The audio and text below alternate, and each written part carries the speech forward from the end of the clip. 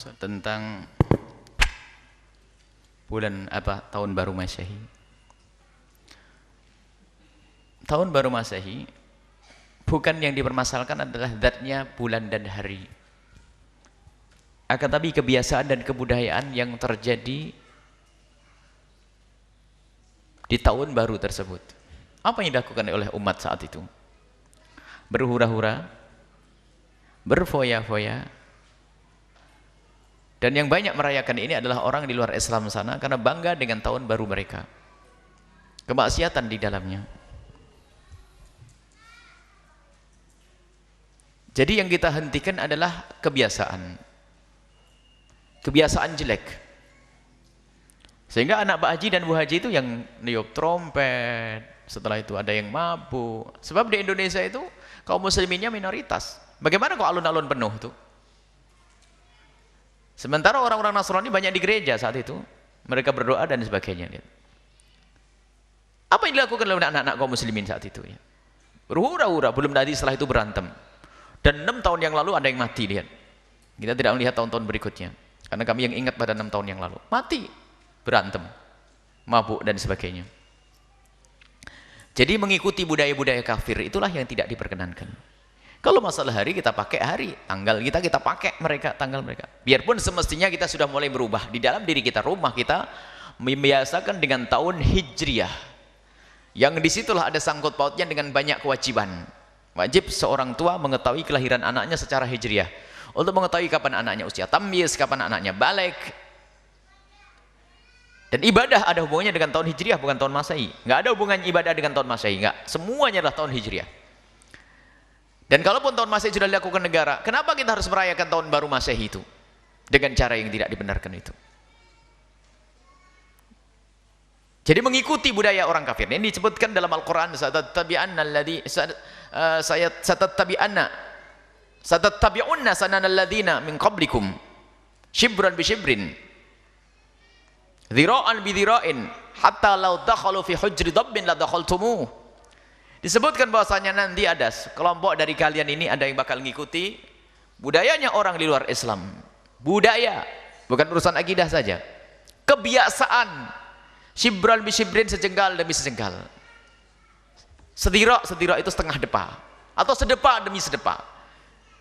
Sampai kalau mereka tuh masuk ke lubang biawak ngikut, masuk ke lubang biaya. Begitulah keadaan umat Islam yang lemah pendirian, kerjaannya ngikut-ikut saja. Dan memang umat Islam ini banyak yang lemah pendirian. Coba, kita itu heboh dengan merayakan tahun baru Masehi. Tanyakan dengan masyarakat yang ada di Cina sana, tanyakan masyarakat yang ada di Amerika dan di Eropa, mereka juga ngerti ada tahun Hijriah. Kalau alasannya untuk bersenang-senang, mereka juga tidak pernah punya keinginan untuk merayakan tahun baru Hijriah. Yuk. Mereka juga senang berlibur ya.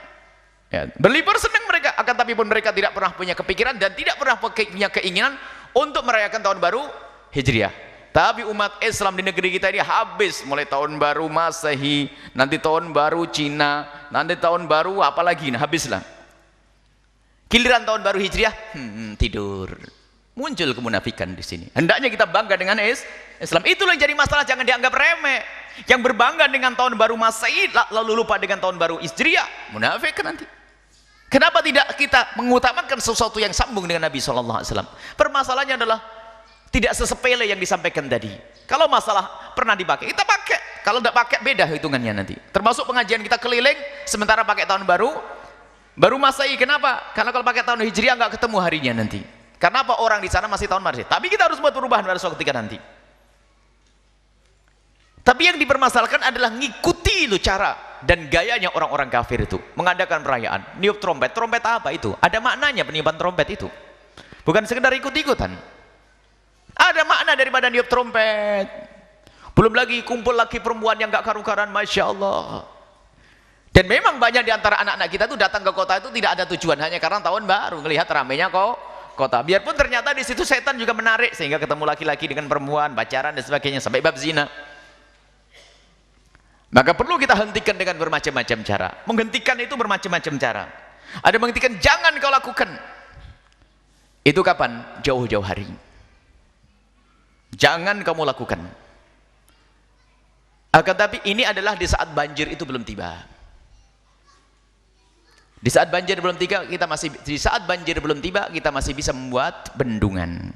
Tapi kalau sudah banjir datang, susah membuat bendungan. Akan tapi hendaknya sekarang kita arahkan. Kita tidak merayakan tahun baru Masehi. Itu daripada anak kumpul di situ, kita rubah saja, ayo. Dan ini adalah tradisi para salafun saleh dalam merubah masyarakat dengan budaya-budaya yang salah menjadi budaya Islami itu. Mengislamkan budaya.